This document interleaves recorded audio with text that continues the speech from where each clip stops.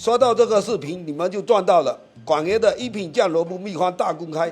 哎，师傅啊，你以前的一品酱萝卜啊，大家都爱吃，到底秘诀在哪里？想学啊就直接说，不要在这里套我话。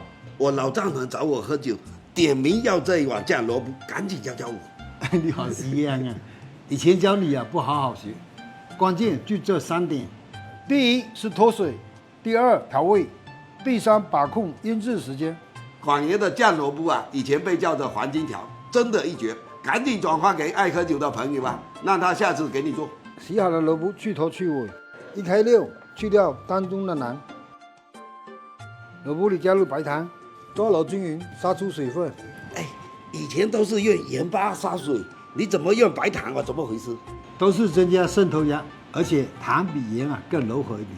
学到老活到老，你们学会了吗？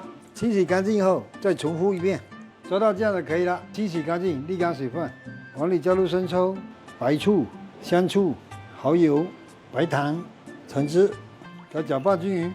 搅拌均匀后倒入萝卜里，再加入这些配料，搅拌均匀，包上保鲜膜，给它腌2天。